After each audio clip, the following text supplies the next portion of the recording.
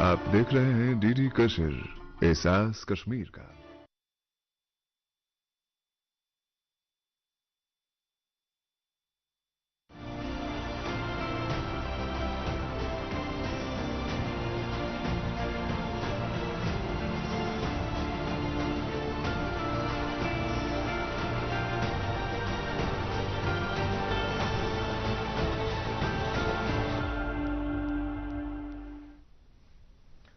नाजरीन आदाब, programme money matters में खुशामदेद।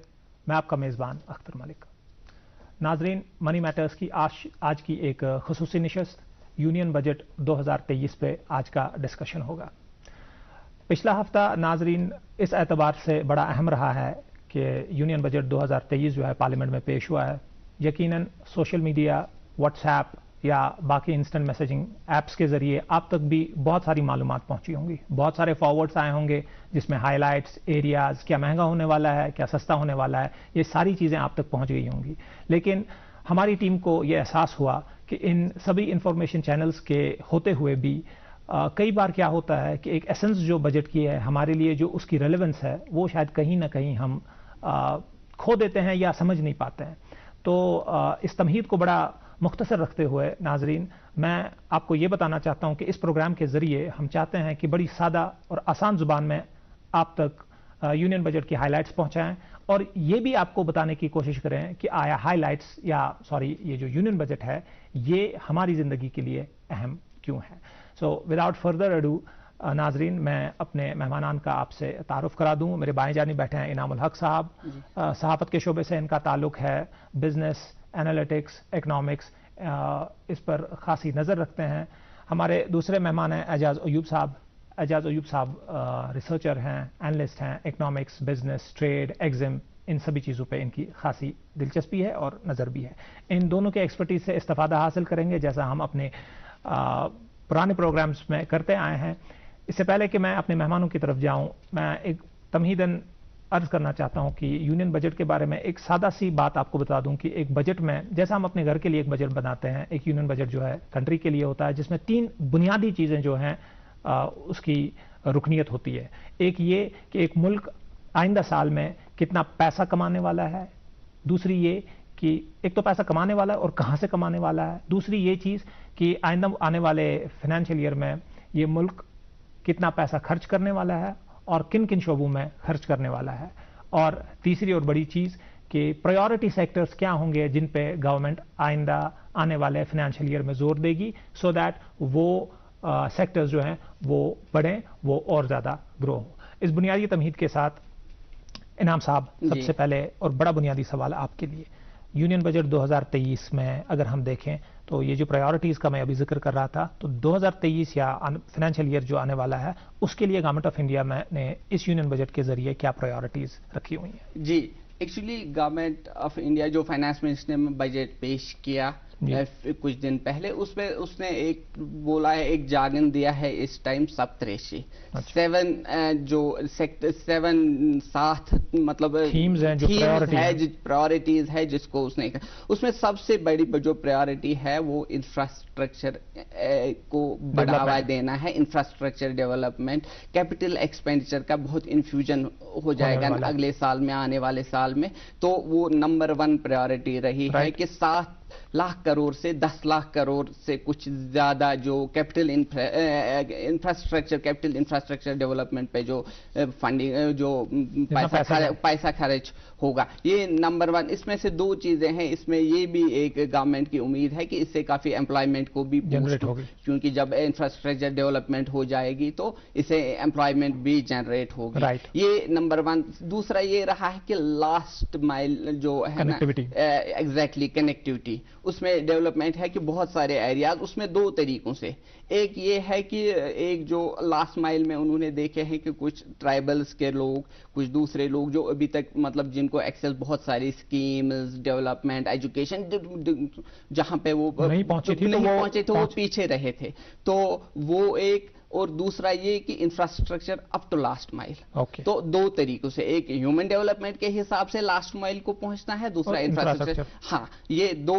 तीसरा जो है यूथ को टारगेट बहुत सारे तरीकों से, कि हाँ यूथ पार्टिसिपेशन को बहुत ज्यादा, तो ये रहा है। इसके अलावा से ग्रीन डेवलपमेंट, ग्रीन एनर्जी जो नहीं, डिफरेंट जो ग्रीन डेवलपमेंट जो हम कहते हैं, और एक टर्म किसी ने कॉइन की थी कुछ टाइम पहले, ग्रीन जीडीपी। तो ग्रीन जीडीपी का जो है उसका बहुत बढ़ावा है, इसमें बहुत सारे स्कीम्स, टैक्स बेनिफिट स्कीम्स, दूसरी चीजें, फोकस जो है जो ग्रीन डेवलपमेंट पे है। तो ये मेन रहे है इसमें जो रहा है, जो प्रायोरिटी एरिया जो रहे हैं। जी, थैंक यू इनाम साहब। प्रोबेबली हम एक एक करके इन प्रायोरिटी एरियाज को चाहेंगे कि इस प्रोग्राम के जरिए टच हो। इनाम साहब आपकी तरफ आएंगे। हमने प्रायोरिटी एरियाज देख लिए, हमें पता चला कि गवर्नमेंट का आने वाला रुझान कहाँ की तरफ होगा। एजाज साहब, तो आप काइंडली हमें बता दें कि इस बजट में प्रायोरिटी एरियाज के अलावा एक अकाउंट्स का सेक्शन होता है जिसमें बहुत सारे नंबर्स के पहलू हैं, तो उस एतबार से आपसे जानना चाहेंगे कि हाइलाइट्स या टेकअवेज इस बजट के क्या है? जो भी इकोनॉमी बजट बनाती है, जो भी कंट्री बनाती है, उसमें जो मेन दो ऑब्जेक्टिव्स होते हैं, ग्रोथ एंड रीडिस्ट्रीब्यूशन। राइट। ये मुल्क जो है आगे कैसे बढ़ेगा, उस आगे बढ़ने के लिए जैसे कि आपने ब्यूटीफुली स्टार्ट में एक्सप्लेन किया कि हम कहाँ पे खर्चा करेंगे, वो खर्चा आएगा कहाँ से। और दूसरी चीज होती है कि जो इकोनॉमी में लोग हैं, जो पार्टिसिपेंट्स हैं, क्या इनमें वेल्थ डिस्ट्रीब्यूशन सही है। जैसे कि कभी कभी आपने रिसेंटली देखा, ऑक्सफैम की एक रिपोर्ट आई जिसमें 40% of wealth lies with 1% of Indians. क्या ये डिस्ट्रीब्यूशन कैसे होता है? टैक्सेस से होता है। आप सुपर रिच को टैक्स करके वेलफेयर स्कीम्स के थ्रू वो लोअर स्ट्राटास में डिस्ट्रीब्यूट करते हैं। ये दो मेन ऑब्जेक्टिव होते हैं। अब सरकार के पास ये दो ऑब्जेक्टिव हासिल करने के लिए 3 लीवर होते हैं। एक तो एक्सपेंडिचर, जैसे आपने कहा कि सरकार कहां पे खर्चा कर रही है, रेवेन्यू कहां से लाई है, और जो शॉर्टफॉल होगा उसमें से बोरोइंग कितना कर रही है, कर्जा कितना उठा रही है। तो अगर सरकार बहुत ज्यादा खर्चा कर रही है लेकिन रेवेन्यू उतना नहीं है, तो कर्जा ज्यादा उठाना पड़ता है, which is not a healthy sign, जिसको नॉर्मली हम आसान सी लैंग्वेज में फिस्कल डेफिसिट बोलते हैं कि आमदनी अठनी खर्चा रुपया। जैसे कि बहुत से ममालिक का हुआ, जैसे श्रीलंका हमने रिसेंटली देखा, उन्होंने बहुत से कर्जे उठाए थे, फिर उन्होंने वो कर्जे फुलफिल करने के लिए करेंसी प्रिंट की, जिसकी अपनी एक अलग प्रॉब्लम्स है, इन्फ्लेशन वगैरह होती है। तो अभी इस बजट की अगर हम बात करें तो ग्रोथ किस तरीके से सरकार ने अचीव करने की कोशिश की है। इनाम साहब ने बिल्कुल सही नंबर्स बोले, जैसे कि 6 से 6.8 तक इनका ऑब्जेक्टिव है कि ग्रोथ करेंगे। और ये पैसा आएगा कहां से? सबसे पहले खर्चा कहां पे होगा? खर्चा होगा, सबसे बड़ा खर्चा होगा 10 लाख करोड़, वो इंफ्रास्ट्रक्चर पे होगा। ये 33% का हाइक है लास्ट ईयर से। तो सरकार का मानना ये है कि ये पैसा जब हम इकोनॉमी में लगाएंगे, इससे क्या बनेगा? इसमें रेलवेज पे 2.5 लाख करोड़ जा रहे हैं, इसमें एयरपोर्ट्स 50 बन रहे हैं, इसमें बहुत सी सड़कें, इंफ्रास्ट्रक्चर बन रहा है। जो ही ये इंफ्रास्ट्रक्चर पे पैसा सरकार का खर्च होगा, इससे जो एडजेसेंट सेक्टर्स है, जैसे स्टील की डिमांड बढ़ेगी, सीमेंट की, और सिंस कंस्ट्रक्शन सेक्टर जो है लेबर इंटेंसिव होता है, so it will create lot of jobs, हर एक लेवल के jobs, skilled, semi skilled, unskilled. तो सरकार का ऑब्जेक्टिव है कि 10 लाख करोड़ से हम जॉब्स भी क्रिएट करेंगे और ग्रोथ भी अचीव करेंगे। इसके अलावा एक बहुत बड़ा खर्चा जो सरकार ने किया है, क्योंकि जियोपॉलिटिकल रिस्क बहुत इंक्रीज हुए हैं इन द लास्ट 5-6 ईयर। अगर इंडिया की बात करें तो इवन जो LAC है, लाइन ऑफ एक्चुअल कंट्रोल, वहां पे भी अब डिमांड्स बढ़ चुकी है। वहां पे जो कैपिटल एक्सपेंडिचर और रेवेन्यू एक्सपेंडिचर है वो दिन ब दिन बढ़ रहा है। तो सरकार का सबसे बड़ा सेक्टोरल अगर हम देखें खर्चा, वो डिफेंस पे है, 5.9 लाख करोड़, आई थिंक उससे ज्यादा है, और ये लास्ट ईयर से 13% का हाइक है। इसके अलावा छोटी छोटी चीजें जिससे जो हरा भरा लग रहा है। इससे पहले मैं और एक चीज पे ध्यान देना चाहूंगा। एक स्कीम है जो कि बहुत ही important systemically for rural development के लिए, उसको MG नरेगा बोलते हैं। MG नरेगा हमने देखा कि ड्यूरिंग कोविड से पहले भी इस स्कीम ने बहुत सारे लाइवलीहुड्स को सपोर्ट किया। जब इनकम्स ड्रॉप हुई, जब बहुत सारे लोग जो शहरों में काम करते थे, फैक्ट्रियां बंद पड़ी, कॉर्पोरेट वर्ल्ड बंद पड़ा, डिमांड खत्म हुई, वो वापस फार्म सेक्टर में गए, तो उनके लिए MG नरेगा एक ब्लेसिंग थी, जिसकी वजह से वो सपोर्ट किया। लेकिन अनफॉर्चुनेटली उसमें जो एलोकेशन कम की गई है, वो लास्ट ईयर 80 रिवाइज एस्टिमेट्स लगभग 80,000 करोड़ के करीब था, उसको 60,000 करोड़ किया गया लगभग 30। So that is one thing which is not taken well by the people. इसके अलावा अगर हम टैक्सेस की बात करें, अनदर हाईलाइट, टैक्सेस में सरकार ने इनडायरेक्ट टैक्सेस पे ज्यादा छेड़खानी नहीं की, बहुत कम चीजों पे हमने देखा, जैसे कैमरा लेंसेज वगैरह वो सस्ते होने वाले हैं, हमने देखा सिगरेट वगैरह पे टैक्स लगाया है वो थोड़ा महंगा होने वाला है, और भी कुछ मतलब इनडायरेक्ट टैक्सेस जीएसटी वगैरह पे कुछ ज्यादा फोकस नहीं है। लेकिन डायरेक्ट टैक्स, क्योंकि हमको पता है रियलिटी ये है कि इस साल 9 स्टेट इलेक्शन है, अगले साल एक मेजर इलेक्शन है, तो सरकार की एक थी के ऑब्जेक्टिव कि हम एक पॉपुलिस्ट बजट ले, लेकिन फिस्कल रूम नहीं था। जैसे कि मैंने कहा ऑलरेडी कोविड के दौरान बहुत कर्जा उठाया, तो सरकार के पास और कर्जा उठाने की जगह कम थी, विच मेरे ख्याल में सरकार ने बहुत अच्छी चीज की 5.9 टारगेट रखा फिस्कल डेफिसिट का। लेकिन ऑप्टिक्स के लिए सरकार ने स्लैब्स में चेंजेस की। जब हमने देखा 2020 में सरकार ने डायरेक्ट टैक्स जो हम इनकम टैक्स भरते हैं उसके 2 ऑप्शंस निकाले, ओल्ड स्कीम और न्यू स्कीम। ओल्ड स्कीम में आप क्या करते थे, आप टैक्स देते थे, उसके बाद आप डिडक्शंस क्लेम करते थे, कोई हाउस रेंट अलाउंस के थ्रू, कोई अपना एनपीएस था, किसी का हेल्थ इंश्योरेंस था, किसी का एलआईसी था, तो वो चीजें हम डिडक्शन मिलती थी, फायदा मिलता था। लेकिन सरकार ने कहा कि आपको जी नया ऑप्शन भी है 2020 से कि आपको डिडक्शंस नहीं मिलेंगी, लेकिन आपके स्लैब्स डिफरेंट होंगे, हो जाएंगे। अब वो जो नई स्कीम थी उसमें ज्यादा लोग नहीं आए, क्योंकि हमने देखा होगा कि बहुत सारे लोग सैलरीड हो नॉन सैलरीड हो, हमने अपनी टैक्स प्लानिंग कर रखी है, राइट, तो हमने एलआईसी में पैसा डाला हुआ है, हमने एनपीएस लिया हुआ है, हेल्थ इंश्योरेंस, तो नई टैक्स स्कीम हमको उतनी अट्रैक्टिव नहीं लगी। मे भी नए लोग जो नौकरी स्टार्ट कर रहे हैं उनके लिए शायद हो। तो इस नई स्कीम को अट्रैक्टिव बनाने के लिए इस बजट में सरकार ने कहा कि हम इनकी टैक्स स्लैब्स को और इंप्रूव करेंगे। जैसे 3 लाख तक आपको कोई टैक्स नहीं भरना है, 3 से 6 तक आपको 5%, 6 से 9 तक 10%, 9 से 12 तक 15%, 12 से 15 तक शायद 20, और उसके बाद आगे। इसके अलावा एक इंपॉर्टेंट न्यूज जो थी डायरेक्ट टैक्स में, जी प्लीज, दैट इज कि 5 लाख तक से कम जिसकी इनकम थी पहले उसको कोई टैक्स नहीं देना पड़ता था, अब वो ब्रैकेट जो है 7 लाख तक बनाया गया। That is something which is good. और मतलब अगर आपके पास 7,50,000 भी इनकम है तो आपको स्लैब्स में भरना पड़ेगा, 7 लाख तक ही आपकी इनकम होनी चाहिए, तब आप ये क्लेम कर सकते हैं। लेकिन जैसे कि मैंने कहा रीडिस्ट्रीब्यूशन दूसरा जो मेन ऑब्जेक्टिव होता है बजट का, सरकार ने क्या सुपर रिच पे टैक्स ज्यादा इंक्रीज किया? नहीं, रिड्यूस किया, which was again I don't know why this was done.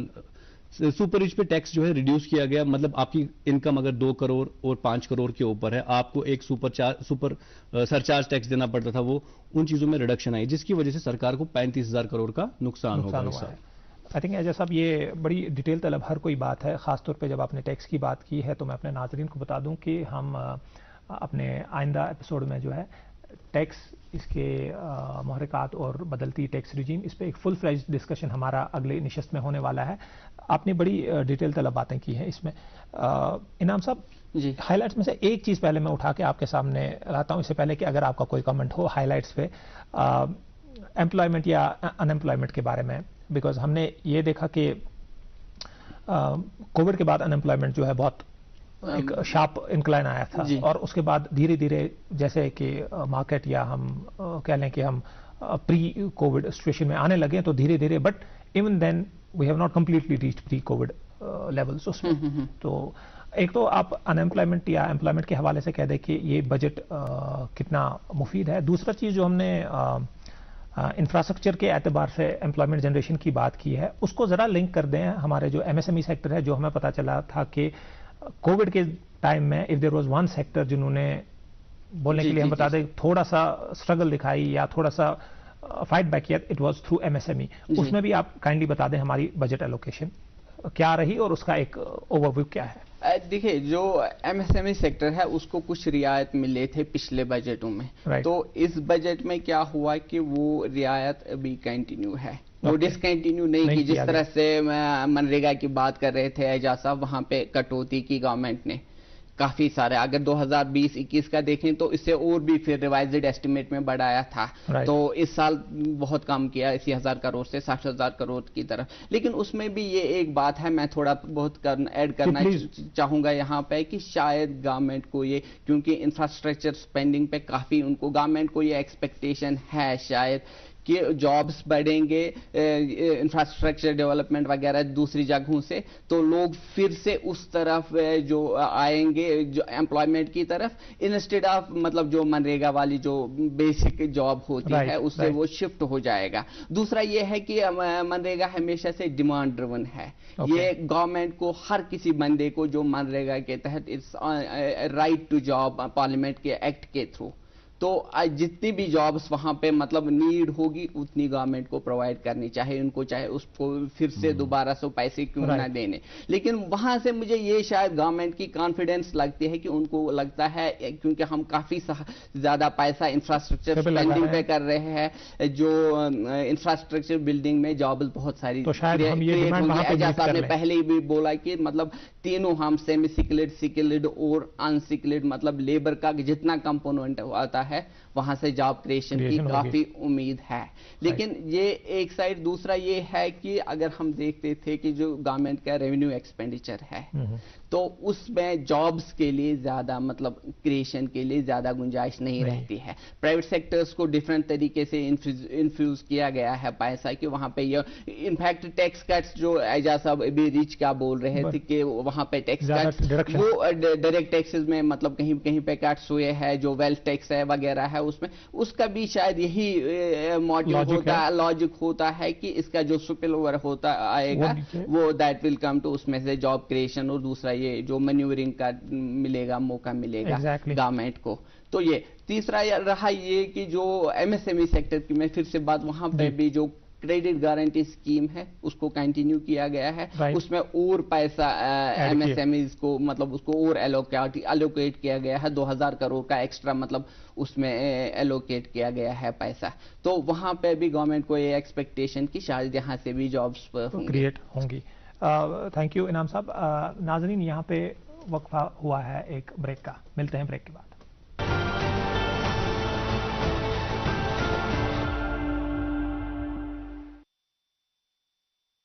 लड़को आओ, चलो मश्क करो। अरे रुक यार, मेरे बैंक अकाउंट में गलत दाखिले का मसला हो गया है। तो बैंक को शिकायत करना। बैंक को लिखे 1 महीना हो गया है पर वो गुगली पर गुगली डाले जा रहा है। तो आरबीआई के बैंकिंग लोकपाल को इन्फॉर्म करो। रुक, मैं समझाता हूँ। जैसे क्रिकेट में तीसरा अंपायर, वैसे ही आरबीआई का बैंकिंग ओम्बड्समैन। आरबीआई कहता है अगर बैंक अपनी शिकायत को 1 महीने में नहीं सुलझाता तो आप आरबीआई के कंप्लेंट मैनेजमेंट सिस्टम पर ऑनलाइन शिकायत कर सकते हैं। ये आरबीआई का आसान तरीका है आपकी शिकायत सुलझाने का, और वो भी मुफ्त। आरबीआई कहता है जानकार बने, चौकन्ने रहें।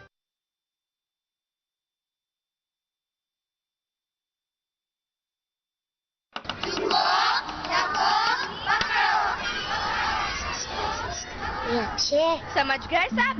Good, very good. एक बार फिर करेंगे।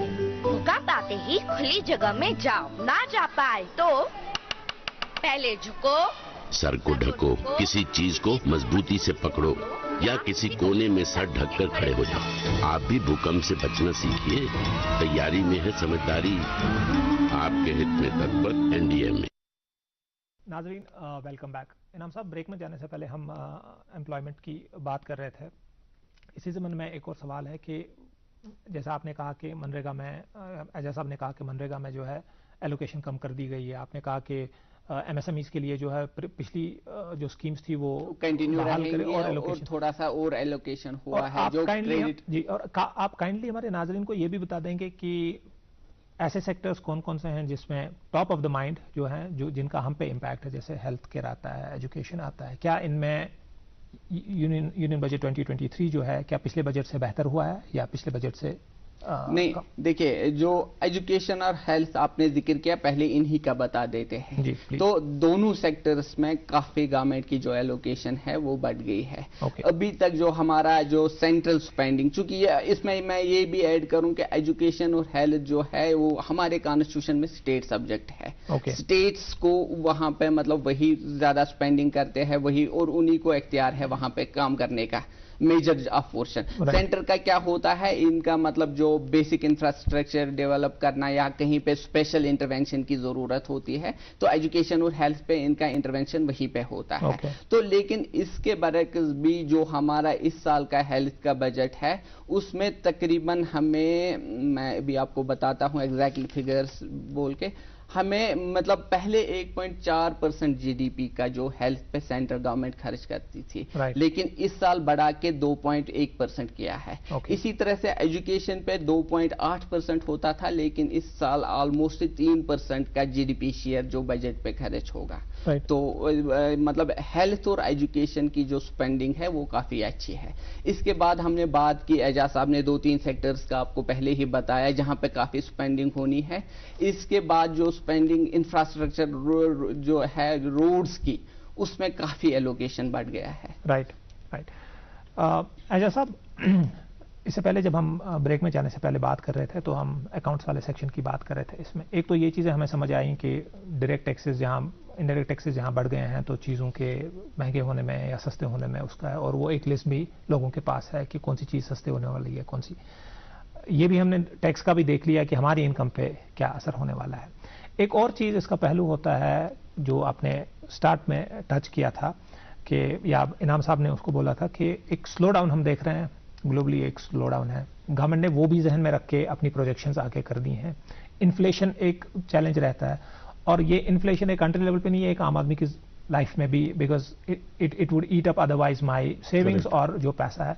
तो इस तनाजुर में इन्फ्लेशन, ग्लोबल स्लो डाउन या जो हमारे टारगेट्स हैं, मैं ये समझना चाहता हूँ, हमारे नाज़रीन ये समझना चाहते हैं दैट हम पे क्या इम्पैक्ट आने वाला है जो गवर्नमेंट ने प्रोजेक्शंस दी हुई हैं या जो एलोकेशंस कर दी हैं। करेक्ट।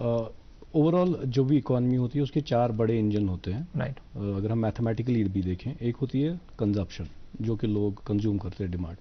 दूसरा होता है प्राइवेट इन्वेस्टमेंट। तीसरी होती है आपकी गवर्नमेंट स्पेंडिंग, और चौथा होता है एक्सपोर्ट्स, नेट एक्सपोर्ट्स। राइट। अभी जैसे कि आपने भी कॉन्टेक्स्ट बिठाया स्टार्ट में कि ओवरऑल ग्लोबल स्लो डाउन है, अमेरिका, जापान, यूरोप, तीनों बड़े जो इंजन्स ऑफ ग्लोबल ग्रोथ है उस रिसेशन में चले जा रहे हैं। एज ए रिजल्ट इंडिया ने भी एज्यूम किया है कि उनका जो चौथा इंजन है एक्सपोर्ट्स का वो धीमा पड़ने वाला है। That's one. Private investment because of overall जो डिमांड इकोनॉमी में कम थी, कंजप्शन भी कम थी because of the Covid slow down, उसकी वजह से प्राइवेट कंपनीज और ज्यादा इंफ्रास्ट्रक्चरल इन्वेस्ट नहीं करे, तो सारा लोड किस पे पड़ता है? सरकार के खर्चे पे, गवर्नमेंट एक्सपेंडिचर। गवर्नमेंट एक्सपेंडिचर की अगर हम बात करते हैं, अगर सरकार बहुत ज्यादा कर्जा उठाती है, देखिए एक सिस्टम में लिमिटेड सप्लाई ऑफ मनी होता है। राइट। जब सरकार कर्जा उठाने जाती है, जो कि सबसे बड़ी एंटिटी है, इससे एक इफेक्ट होता है, उसको बोलते हैं इकोनॉमी में क्राउडिंग आउट इफेक्ट। वो क्या करता है कि प्राइवेट प्लेयर्स के लिए कर्जे के दाम बढ़ा देता है और अवेलेबिलिटी कम कर देता है। अगर 100 करोड़ सिस्टम में है, सरकार ने 80 करोड़ उठाए, कंपेयर टू सरकार ने अगर 30 करोड़ उठाए, तो रिमेनिंग अमाउंट जो रहता है प्राइवेट प्लेयर्स के लिए रहता है। इससे पैसे के दाम बढ़ जाते हैं, जिसको इंटरेस्ट रेट बोलते हैं। ऑलरेडी कोविड इन्फ्लेशन को फाइट करने के लिए आरबीआई ने फवक्तन जो है इंटरेस्ट रेट्स बढ़ाई जी। आज भी हमने देखा सवेरे 25 बेसिस पॉइंट का बढ़ा, बिकॉज इन्फ्लेशन स्टिकी है, मतलब बहुत ऊपर है कंटिन्यूअसली, कोर इन्फ्लेशन भी, ओवरऑल इन्फ्लेशन भी। तो अगर सरकार भी अब बहुत ज्यादा कर्जा उठाने जाती तो ये इन्फ्लेशन बहुत ज्यादा बढ़ जाती और इंटरेस्ट रेट्स भी बढ़ जाते। तो हमारे लिए एक खुशखबरी ये है कि सरकार ने जो फिस्कल डेफिसिट है उसको नीचे लाया है। वो 6.4 था लास्ट ईयर, अभी इस बार इन्होंने 5.9 का टारगेट रखा है। मींस सरकार बहुत ज्यादा कर्जा नहीं उठा रही है, आपकी क्राउडिंग आउट ऑफ इन्वेस्टमेंट नहीं हो रही है, आपकी इन्फ्लेशन पे असर नहीं पड़ रहा है। So that is one good news from this budget. और रही बात बाकी कंजप्शन वगैरह के लिए, तो सरकार ने कोशिश की है कि हम किसी न किसी तरीके से जो लोअर स्टार्ट ऑफ सोसाइटी है उसके जेब में ज्यादा पैसे बचे। वो कैसे होता है? वो टैक्सेस से होता है। जैसे कि 5 लाख से 7 लाख का ब्रैकेट बनाया, मींस उस इनकम ब्रैकेट के लोगों के पास अब टैक्स के बदले वो पैसा उनके पास एज सेविंग होगा, and that will be consumed in the society, the economy. So इसी तरीके से और भी छोटी छोटी स्कीम्स है। जैसे इन्होंने बोला है कि हम जी नर्सिंग होम्स बनाएंगे 154 और समथिंग अक्रॉस इंडिया। उससे क्या होगा? पहली चीज इंफ्रास्ट्रक्चर डेवलपमेंट होगी, brick and modern nursing homes बनेंगे।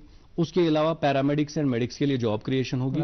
और सोशल सेक्टर स्पेंडिंग का जरूरी है, क्योंकि it will the health affordable health care जब आपके पास पहुंचता है तो people out of pocket expenses के नहीं करने पड़ेंगे। दे डोंट हैव टू पे for health care, they will get it free through government nursing homes. Again it will save more money with the common man and he will spend it. इसी तरीके से they have 5G labs announced in this budget.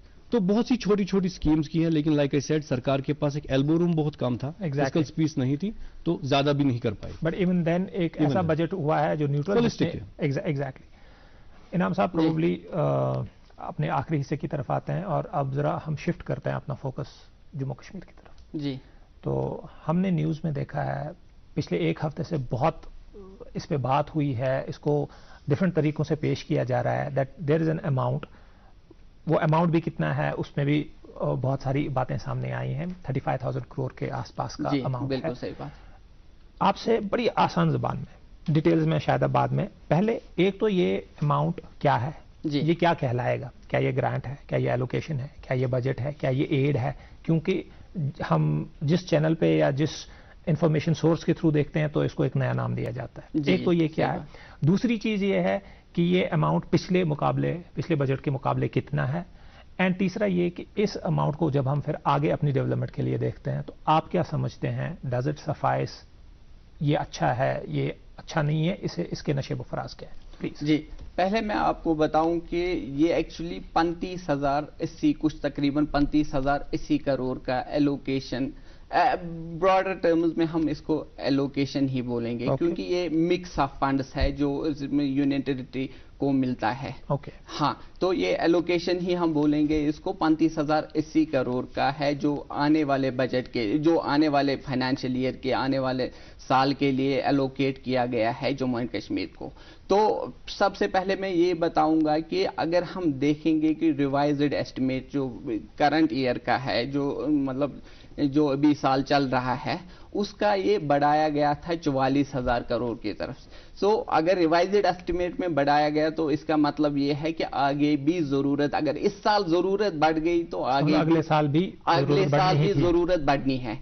तो उस लिहाज से revised estimate से ये कम हुआ है, ऑलमोस्ट 8-9% की कमी ही है। तो ये एक बात है कि ये दूसरा, ये यहाँ पे मैं थोड़ा आपको बताऊं, क्योंकि आपने बोला ये एलोकेशन है, ये ग्रांट है, ये क्या है। एक्चुअली क्या होता है, जो भी यूनियन ऑफ इंडिया का कोई भी यूनिट होता है, स्टेट या यूनियन टेरिटरी, तो उनको अपनी मतलब सेंट्रल गवर्नमेंट से उसके जो टैक्सेस होते हैं उसका एक शेयर मिलता है, उसको दूसरी स्कीम्स है उनका अपना एक प्रपोर्शन मिलता है। हर किसी स्टेट या यूनियन टेरिटरी को ये फंड्स मिलते हैं थ्रू मतलब गवर्नमेंट ऑफ इंडिया से। उसके चूंकि सेंट्रल गवर्नमेंट टैक्सेस ये करती है, सारी चीजों पे टैक्सेस लगाती है, इसको मतलब बहुत सारे तरीकों से ये फंड्स मतलब ये करती है, रिसोर्स जनरेशन करती है, कस्टमर्स पेमेंट होती है, दूसरी चीजें। तो उस सब चीजों का जो शेयर, उसका एक मतलब पहले क्या तरीका था कि जब ये जम्मू एंड कश्मीर एक स्टेट थी तो एक प्रॉपर फाइनेंस कमीशन की तरह डेवोल्यूशन में जे&के को एक पोर्शन मिलता था। तो जब Jammu and Kashmir union territory से स्टेट से यूनियन टेरिटरी बन गई है, उस टाइम जम्मू एंड कश्मीर का एलोकेशन तकरीबन जो उसमें से स्टेट टैक्स, सेंट्रल टैक्सेस का शेयर और दूसरा फाइनेंस जो था वो मतलब उसको मिलता था।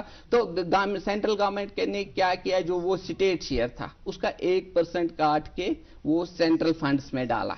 तो फिर ये सेंट्रल फंड्स से वही अपना शेयर जो जम्मू एंड कश्मीर को मिलना होता है, तो ये वो शेयर मिलता है सेंट्रल स्कीम्स का, ग्रांट इन एड और जो सेंट्रल टैक्सेस का शेयर।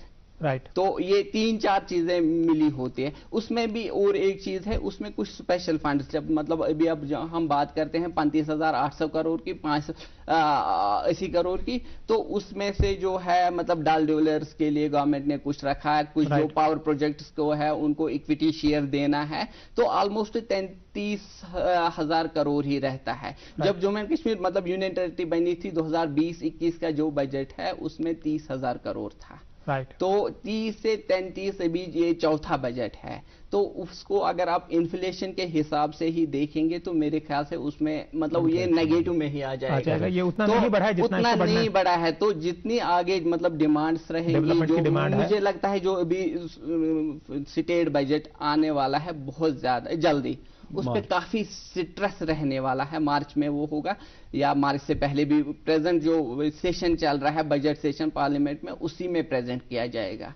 तो काफी स्ट्रेस रहेगा जे&के बजट में कि रिसोर्स एलोकेशन किस तरह से की जाएगी, क्योंकि इसमें से मेरे ख्याल से काफी एटलीस्ट अगर जो मतलब बढ़ाया नहीं था तो कम से कम वो 44,000 करोड़ मिनिमम होना चाहिए। आई थिंक इनाम साहब वेल टेकन, आपने बड़ी बखूबी ये यूनियन टेरिटरी या जम्मू एंड कश्मीर का जो एलोकेशन या जिसे ग्रांट कहें, इसको बड़ा बखूबी एक्सप्लेन किया हमारे नाजरीन के लिए। नाजरीन, हमारा वक्त आज के एपिसोड का यही इख्तिताम हुआ चाहता है। आपसे इस्तदा करेंगे, हम हर प्रोग्राम में आपसे कहते हैं कि आप अपने ख्यालात, अपने कमेंट्स, अपने सजेशंस हमें लिख सकते हैं moneymatters.dd@gmail.com पर। नाजरीन, आपसे इजाज़त लेते हैं। खुदा हाफिज़।